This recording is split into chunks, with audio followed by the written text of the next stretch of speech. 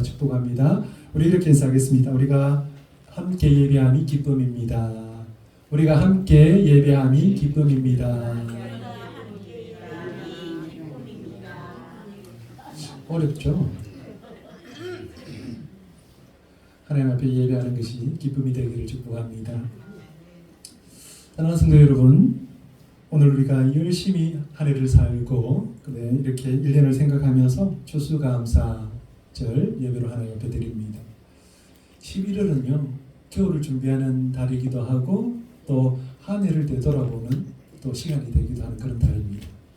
그래서 우리가 다 가기 전에 이 한 달을 앞에 두고 한 해를 돌아보면서 감사할 수 있다라고 하는 것은 우리에게 또 특별한 의미가 있다, 그런 생각이 되어집니다. 해마다 맞이하는 이 추수감사절이 그래서 조금은 특별하고요 또 소중한 시간이 되는 것 같습니다. 추수가 끝났다라고 하는 것은요 한 해 농사가 끝났다라고 하는 것입니다. 그리고 한 해 동안 수고한 모든 것들이 아름답게 열매를 맺었다, 그런 의미가 되는 것입니다. 그런데 그 시간이 감사가 되고 기쁨이 된다면 이보다 더 좋은 것은 없습니다. 많은 분들이 추수감사절에 대한 여러 가지 의견들을 내지만요 저는 개인적으로 11월에 맞이하는 이 추수감사절이 가장 성경적이다, 이런 생각들을 하고 있습니다. 중동지방은요 농사가 두 분 있습니다. 봄농사, 가을농사. 우리나라도 비슷하죠. 이렇게 있는데 봄농사를 끝내고 또 절기를 지키고요 가을농사를 끝내고 절기를 지키는데, 가을농사가 끝나면 열매를 거두어서 이렇게 창고에 드립니다. 그리고 나서 지키는 절기가 수장절이라고 하는 절기를 지킵니다. 이게 끝나고 나면요 이스라엘 백성들은 집이 아니라 이제 들로 나갑니다. 텐트를 가지고 들로 나가서 거기에서 일주일 동안 드레스 생활을 합니다. 그러면서 깊이 하나님을 묵상하는 거죠. 하나님을 묵상하면서 하나님이 또 한 해 동안 어떻게 지켜주셨는지를 기리는 거예요. 그렇게 해서 지키게 되는 절기가 바로 초막절이다. 장막절이다 부르기도 하고 초막절이다 이렇게 부르는데요. 그때는 한 해를 돌아봅니다. 그러면서 그들의 삶에 인도해 오셨던 그 하나님을 이렇게 생각해 보게 되는 겁니다. 마치 그들의 조상들이 광야를 지나서 그들이 살고 있는 땅으로 왔던 것처럼 지금 그들의 삶에도 역시나 광야 같은 인생을 살아오면서 그 속 가운데 하나님이 어떻게 인도하셨는지 깨닫게 되는 것이죠. 그렇게 하나님의 은혜를 기렸던 이 초막절이요 추수감사절의 시초입니다. 그러므로 추수감사절은 추수만을 감사하는 것이 아닙니다. 그 해에 농사가 잘 되어서 감사하는 것도 아닙니다. 추수감사절은 하나님이 지켜주셔서 한 해를 또 무사히 마쳤다라고 하는 것을 감사하는 것입니다. 우리의 삶의 자리에서 우리도 알 수 없었던 하나님의 인도하심과 보호하심이 있었다라고 하는 것을 이 시간을 통해서 깨닫게 되는 것입니다. 우리 일상 속에는요 참 너무나 바쁜 삶을 살아갑니다. 그러다 보니까 미처 하나님에 대한 생각들을 하지 못합니다. 그러므로 하나님은 하나님의 백성들에게 절기를 지키라, 그렇게 말씀하시는 겁니다. 절기를 지키면서 하나님의 손길을 깨닫고 감사하면서 하나님 앞에 예배의 자리로 나오도록 그렇게 하고 있는 것입니다. 오늘 우리가 드리는 예배도요 이러한 감사가 있으면 좋겠습니다. 우리가 함께 읽었던 시편의 말씀은 제목이 있습니다. 시편 100편은 표제가 감사이시다 이렇게 붙어져 있습니다. 하나님께 예배하기 위해서 참여하는 자들이 성전으로 나오면서 부르는 노래다라고 하는 것입니다. 그 노래가 기쁨이 되고 감사가 되는 것입니다. 오늘 우리의 예배에도 기쁨이 있고 감사가 있기를 소망해 봅니다. 우리가 왜 하나님께 감사해야 될까요? 첫 번째는요 여호와가 우리 하나님이시기 때문입니다. 오늘 본문 3절 말씀입니다. 여호와가 우리 하나님이신 줄 너희는 알지어다. 그는 우리를 지으시니요 우리는 그의 것이니 그의 백성이요 그의 기르시는 양이로다. 아멘. 우리가 예배하는 것은 매우 중요합니다. 그런데 누구에게 예배하느냐 하는 것입니다. 우리가 알고 있는 것처럼 세상에 많은 사람들이 각자의 방식으로 예배를 합니다. 어떤 사람들은 종교라는 이름을 가지고 연중 행사처럼 예배하고, 또 어떤 사람들은 특별한 계기를 따라서 하기도 합니다. 여기에 중요한 것은 예배를 하느냐 안 하느냐가 아니라 누구에게 예배하느냐라고 하는 것입니다. 아무리 많은 예배를 드려도 그 예배를 받는 분이 없다면 그 예배는 헛된 것입니다. 그러므로 그 예배를 누가 받느냐 하는 것은 매우 중요합니다. 성경은 우리에게 분명하게 증거합니다. 하나님 밖에는 참된 신이 없다라는 것입니다. 이사야 45장 5절 6절 말씀입니다. 나는 여호와라. 나 외에 다른 이가 없나니 나밖에 신이 없느니라. 너는 나를 알지 못하였을지라도 나는 내 띠를 똥일 것이요 해 뜨는 곳에서든지 지는 곳에서든지 나밖에 다른 이가 없는 줄을 알게 하리라. 나는 여호와라. 다른 이가 없느니라. 아멘. 하나님은요, 다른 신이 이 땅 가운데 없다라고 말씀합니다. 오직 하나님밖에 참된 신이 없다라고 하는 것입니다. 그런데요, 사람들은 오직 한 분이신 하나님을 인정하지 않으려고 합니다. 그래서 각기 자기의 신을 만들고 섬기지만 실상은 하나님밖에 다른 신은 없습니다. 그렇게 유일하게 하나님께서 우리의 예배를 받으신다라고 하는 것입니다. 여호와 하나님은 전능하시고 위대하신 하나님이십니다. 아울러 선하시고 인자심이 영원하고 성실하심이 대대에 미치는 하나님이십니다. 그런데 놀라운 사실은 그 하나님이 바로 저와 여러분의 하나님이 되신다라고 하는 것입니다. 이게 얼마나 놀라운 은혜입니까? 근데 우리가 처음부터 하나님을 알았던 것이 아닙니다. 우리는 여호와가 누구인지 몰랐습니다. 여호와가 누구인지 알려고도 하지 않았습니다. 우리는 대대로 내려오는 전례를 따라서 조상신을 믿고요. 우상에게 절하며 우상에게 매여 살았던 그런 민족이었습니다. 그런 우리에게 여호와 하나님이 먼저 찾아오셨습니다. 그 하나님을 알게 하셨고 믿게 하셨습니다. 이것을 마치 당연한 것처럼 여기시면 안 됩니다. 하나님의 크신 은혜가 그 사랑 가운데서 우리에게 주신 큰 축복이라고 하는 것입니다. 그런데 더 놀라운 것은요, 그렇게 크고 위대하신 하나님이 우리의 왕으로 계신다라고 하는 것입니다. 우리의 목자로 계시면서 우리를 인도하신다라고 하는 것입니다. 우리가 아무런 상관없이 예배만 받으시는 그런 분이 아니라 언제나 우리 곁에 계셔서 함께 하시는 그런 분이시다라고 하는 겁니다. 이스라엘 백성들은요, 광야를 지날 때에 잘 몰랐습니다. 광야는 사람이 살기에는 매우 열악한 환경이었습니다.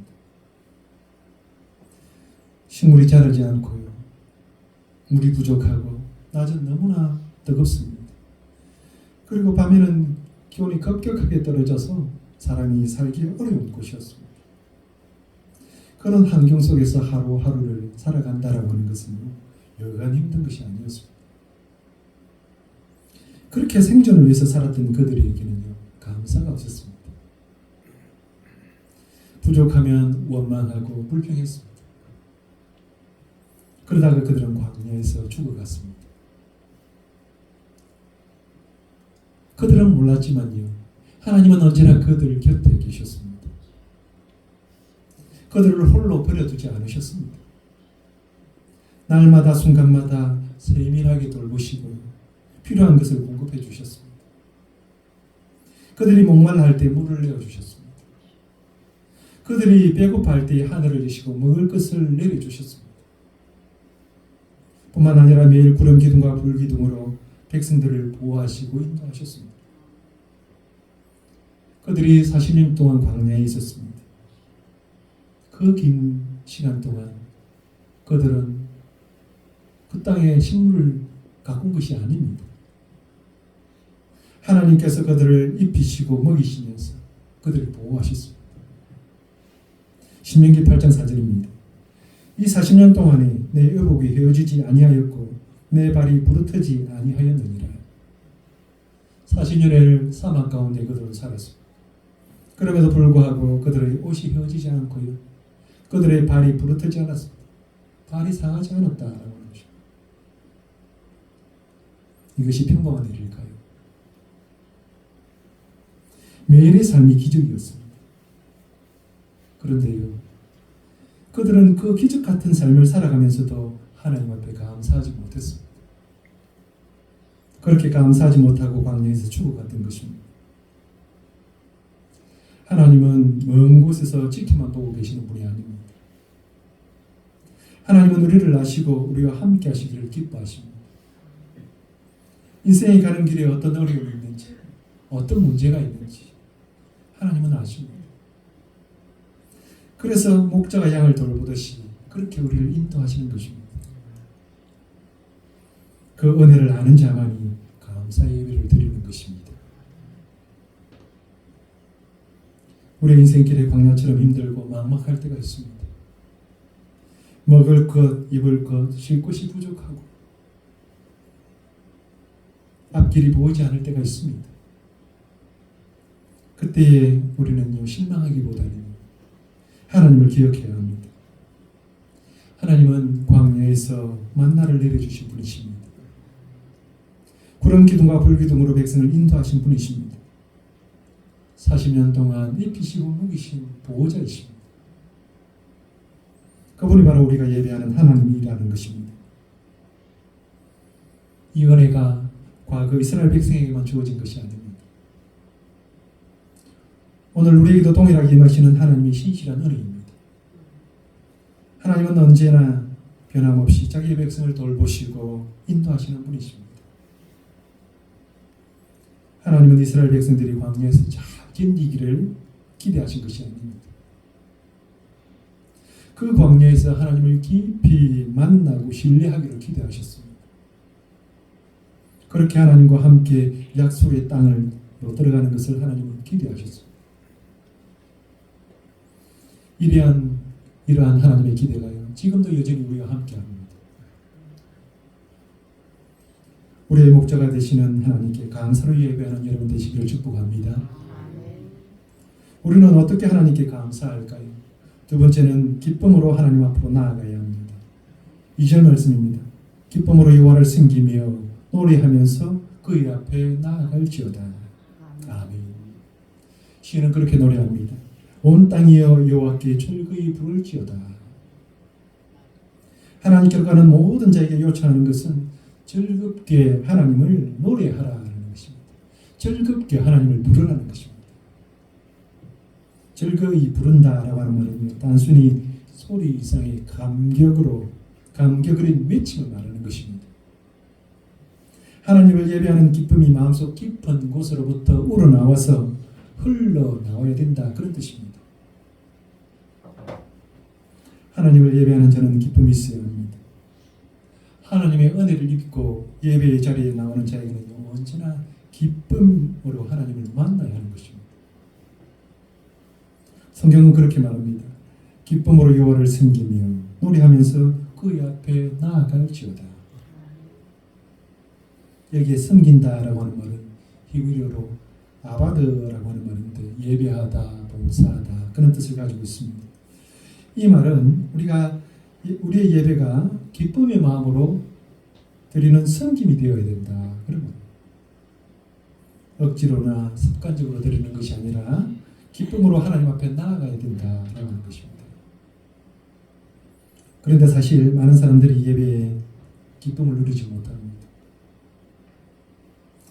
주일 예배를 기억하고 교회에 나오기는 하는데요, 한 주 동안 살아오면서 힘들고 어려웠던, 그래서 지치고 낙심되었던 그 모든 것들이 생각나면서 기쁨과는 거리가 멀어집니다.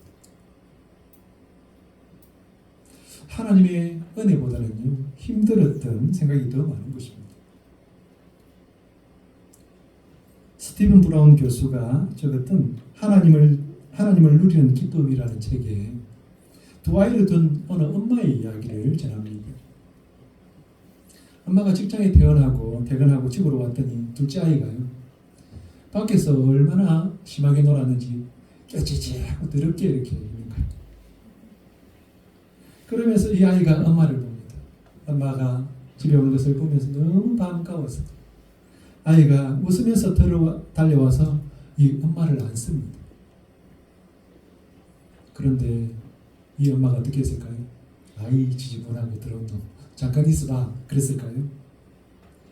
이 엄마가 이 아이를 꼭 안아줍니다. 그러면서 이런 생각을 했답니다. 뻣뻣한 아이보다 더러운 아이를 끌어안는 게 훨씬 쉽구나. 이게 무슨 말이냐면 그 첫째 아이가 사춘기가 돼가지고요. 매사가 뻣뻣한 거예요. 매사가 뭐 불평이 많고 불만이 가득한 거예요. 이 아이보다 더럽지만 기쁨으로 달려오는 이 아이가 더 사랑스럽다라는 거죠. 우리가 하나님 앞에 나올 때 어떤 모습으로 나오셨을까요? 첫째 아이의 모습일까요? 아니면 둘째 아이의 모습일까요? 하나님은 어떤 아이를 안아주실까요? 기쁨으로 달려와 안기는 아이를 하나님은 안아주실 것입니다. 하나님은 우리가 어떻게 살았는지 묻지 않으십니다. 하나님을 향해 기쁨으로 달려와서 그의 품에 안길 때에 하나님은 그 아이를 안아주실 것입니다. 추수감사절을 보내면서 지난 한 해를 생각하면 부끄러운 것밖에 없습니까? 그래도 괜찮습니다. 그럼에도 불구하고 하나님은 우리를 안아주시고 위로해 주실 것입니다. 우리가 왜 기쁨으로 하나님 앞에 나아가야 될까요?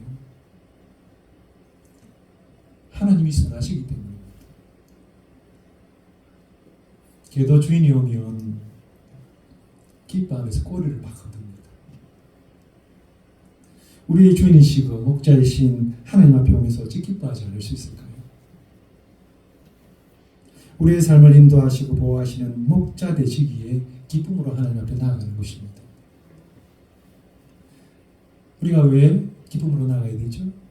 우리 예배가 축제이기 때문입니다. 하나님을 예배하는 것은요, 우리에게 무거운 짐이 아닙니다. 하나님과의 깊은 만남의 자리이고 감사와 찬양이 넘치는 축제의 자리입니다. 축제의 자리에 나아가면서 울상을 우리가 나가는 사람이 어디 있겠어요? 우리가 기뻐하면서 그 축제에 참여하는 것입니다. 왜 우리가 기쁨으로 나아가야 되죠? 우리가 기뻐할 때 이것은 하나님을 증거하는 것이기 때문입니다. 한 주 동안 혹은 한 해 동안 우리가 하나님의 은혜로 살았습니다. 그런데 무엇으로 증거할 수 있겠습니까? 우리가 기쁨으로 나아가면 그것이 우리를 증거하는 것입니다. 그리고 세상은 우리의 기쁨을 보면서 하나님이 참으로 살아계시다라고 하는 것을 알게 될 것입니다. 느헤미야 8장 10절 말씀입니다.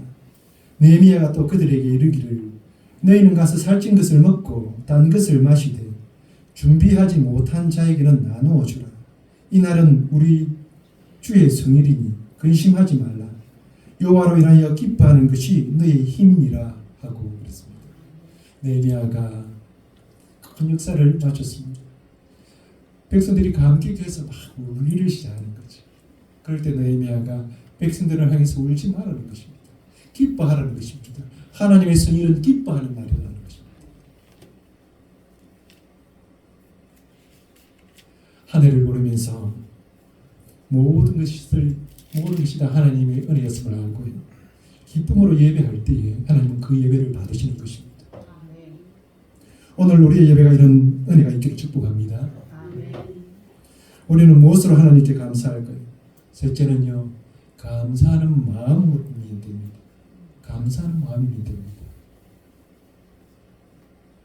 본문 4절입니다. 감사함으로 그의 문에 들어가며 찬송함으로 그의 궁정에 들어가서 그에게 감사하며 그의 이름을 송축할지어다. 아멘. 예배는요, 감사로부터 시작합니다. 감사함으로 그의 문에 들어간다. 그렇게 밝히고 있습니다. 우리가 성전에 들어가는 문을 여는 것이 바로 감사라는 것입니다. 그래서 감사를 축복의 마스터키다 이렇게 부릅니다. 시편 50편 23절입니다. 감사로 제사를 드리는 자가 나를 영화롭게 하느니 그의 행위를 옳게 하는 자에게 내가 하나님의 구원을 보이리라. 아멘. 감사로 하나님 앞에 나오는 자가 하나님을 영광스럽게 한다는 것입니다. 그리고 감사로 하나님 앞에 예배하는 그에게 하나님은 하나님의 구원을 그에게 보이시겠다 약속하십니다. 구원을 보이시겠다라고 하는 것은요, 우리의 삶의 문제들을 하나님께서 해결하시겠다는 것입니다. 감사는 단지 감정의 표현이 아닙니다. 하나님을 향한 우리의 신앙의 고백입니다. 그러므로 하나님은 문을 여시고 우리를 받으시고 우리를 축복하십니다. 이스라엘 백성들은 매년 절기마다 성전에 나아가면서 시편을 노래하며 예배의 마음을 준비했습니다. 추수절기, 초막절은요, 곡식을 저장하고 하나님께 감사를 드리는 축제였습니다. 그들은 손에 수확물을 들고 마음에 감사를 담아서 예루살렘 성전으로 올라간 것입니다. 오늘 이 자리에 우리는 무엇을 들고 나왔습니까? 여러분 앞에 보이는 수확물입니까? 권사님께서 주셔서 앞에 아름답게 이렇게 장식을 했습니다. 풍성한 수확물만 있으면 되겠습니까? 감사하는 마음을 들고 나왔으리라고 믿습니다. 우리가 아무리 정성스러운 제물을 드려도요, 그곳에 감사가 없으면 하나님은 그것을 기뻐하지 않으십니다. 감사는 과거의 은혜를 기억하면서 현재를 해석하는 작용을 합니다. 하나님의 은혜가 많은 사람은 그래서 감사도 많습니다. 그런데 사람들은요, 하나님의 은혜를 자주 잊어버립니다. 하나님의 은혜를 잊어버리고 자신이 받았던 고통만 생각을 합니다. 그래서 그 고통이 오래 갑니다. 그래서 감사를 못하는 겁니다. 그러나 성경은 믿음의 자녀에게 이렇게 말합니다. 시편 103편 2절입니다. 내 영혼아 여호와를 송축하며 그의 모든 은택을 잊지 말지어다. 아멘. 하나님이 베풀어 주신 모든 은혜를 잊어버리지 말라는 거죠. 우리가 살아가는 하루하루를 당연한 것처럼 생각하지 마십시오. 어떤 이들에게는 우리의 일상이요, 꿈에 그리는 일이 될 수도 있습니다. 건강하게 하루하루를 살아가는 것이 축복입니다. 가족이 오손도손 뽁닥거리면서 살아가는 것이 하나님의 축복입니다. 우리가 자유롭게 교회에 나와서 예배드리는 것이 축복입니다. 이 모든 것이 하나님의 은혜이고요, 축복이라는 것을 기억하셔야 합니다. 그리고 추수감사절은요, 과거의 은혜를 기억하면서 현재를 감사로 채우는 것입니다. 오래 고생 많았다, 그렇게 하면서 자신을 위로하는 시간이 아니라 올해도 하나님께서 여기까지 인도하셨구나, 그런 마음을 담아서 감사를 드리는 것입니다.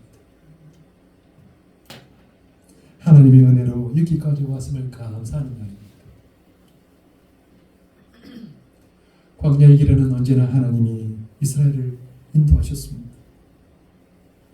그들이 때로는 목이 말랐습니다. 때로는 배가 고프기도 했습니다. 그런데 하나님은 그 백성들보다 먼저 그 모든 것을 준비하셨습니다. 혹 그들이 힘들지는 않을까 했어요. 매일 구름 기둥으로 뜨거운 햇살을 가렸습니다. 매일 불 기둥으로 차가운 그 밤 공기를 때웠습니다. 그들이 혹 다른 곳으로나 가지 않을까 해서 그들이 눈앞에 구름 기둥을 세워 놓으셨습니다. 한시도 그들에게서 눈을 떼신 적이 없습니다.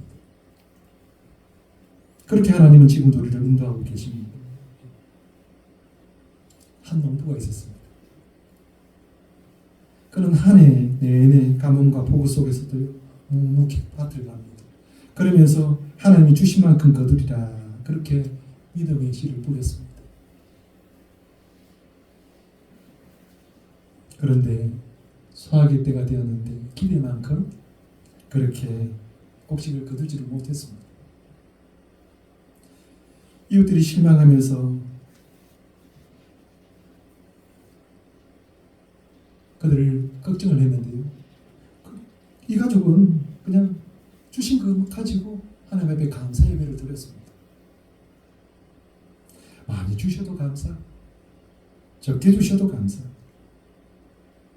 우리에게 생명 주셔서 지금까지 일할 힘도 주시고 여기까지 인도해서 감사하다, 그렇게 감사 예배를 드렸습니다. 그렇게 감사 예배를 드리는 그 모습을 보면서요, 이웃 사람들이 마음에 감동을 받았습니다. 그런데 그 다음 해가 되었는데요, 놀랍게도 풍년이 들었습니다. 마을 사람들은 농부의 모여서 감사의 마음을 가지고 더 풍성하게 감사의 예배를 드렸다고 하는 것입니다.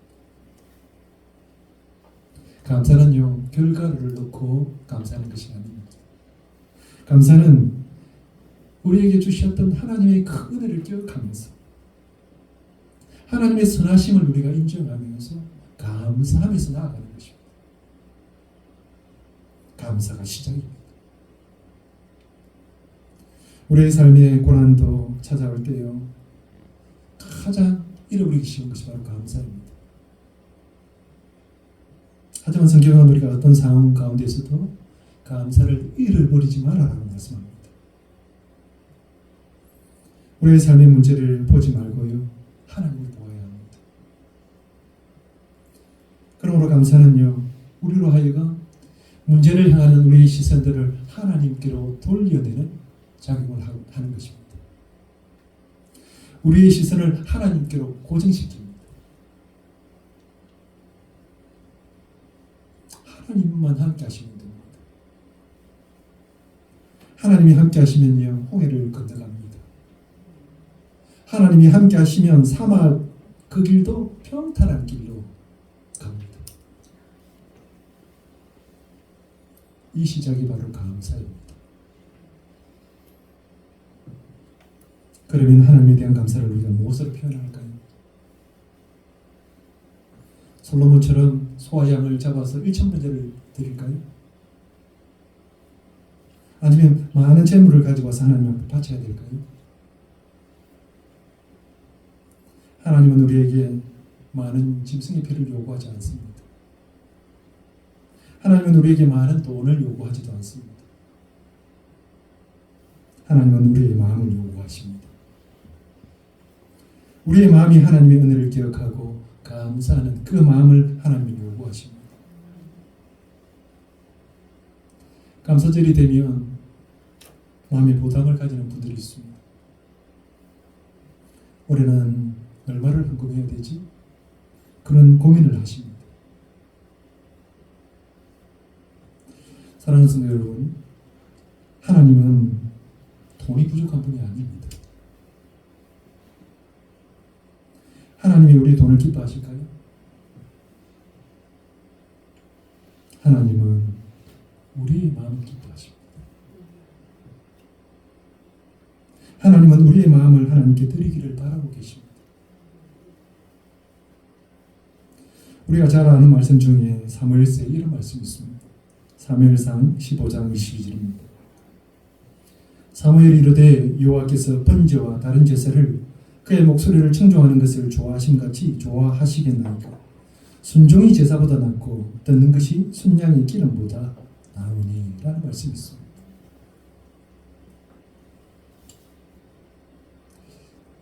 사무엘을 기다리지 못하고 사울왕이 하나님 앞에 제사를 드리면서 사무엘을 통해서 책망을 듣는 말씀입니다. 여기에서 우리가 잘 알고 있는 것이 바로 순종이 제사보다 낫다라고 하는 말씀이죠. 그런데 이것은요, 하나님을 우리가 어떻게 예배해야 하느냐라는 것을 담고 있습니다. 아무리 많은 제사를 드려도 그곳에 하나님을 향한 마음이 없으면 그 제사는 아무 소용이 없다는 것입니다.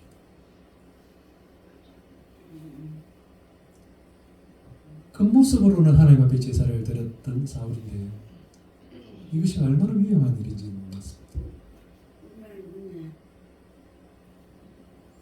그 모습만 남은 신앙이 얼마나 위험한 것인지 우리는 이 사울왕을 통해서 배우게 되는 것입니다.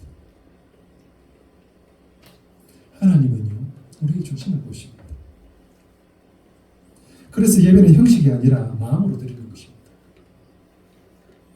나의 마음이 하나님의 마음에 닿는 것입니다. 오늘은 다른 때보다 더 마음을 다해 하나님을 예배하게 됩니다. 우리가 지나왔던 1년의 모든 삶이 다 하나님의 은혜였음을 믿음으로 고백하면서 드리는 시간이기 때문입니다. 지난 시간 속에서 우리 교회는요, 많은 말씀의 은혜들을 누렸습니다. 교회 일꾼들이 많아지고 또 선한 일들을 이루게 다 모두 다 열심히 일을 하셨습니다. 때를 따라서 하나님의 돕는 은혜를 경험하게 하셨습니다. 그리고 우리는 알지 못했지만 모든 것이 합력해서 선을 이루게 하셨다라는 것이죠. 그러기에 우리는 감사를 드리게 되는 것입니다. 이제 말씀을 정리하려고 합니다. 북한에 탈북한 분이요, 이런 고백을 했습니다. 북한에 너무 먹을 것이 없어서 탈북했다는 것입니다. 굶어 죽는 것보다는 차라리 남한에 가서 가다가 죽더라도 가는 것이 낫겠다, 이런 생각을 했다는 것입니다. 그래서 결국 한국에 오게 됐는데요. 그런데 남한에 와서 보니까요, 남한 사람과의 비교를 하니까 자신이 너무너무 형편없는 거죠. 너무 초라한 거예요. 그래서 좌절했다는 것입니다. 다행히 그가 교회를 가게 되었습니다. 그리고 하나님을 만났습니다. 그러면서 깨닫게 되는 것이죠. 감사를 알게 된 것입니다. 그러면서 그가 이렇게 말을 합니다. 자신은 부족하지만 자유롭게 생활을 하고 또 하나님 은혜 가운데에 지금까지 부족하지만 살고 있는 것, 감사하다는 것이죠.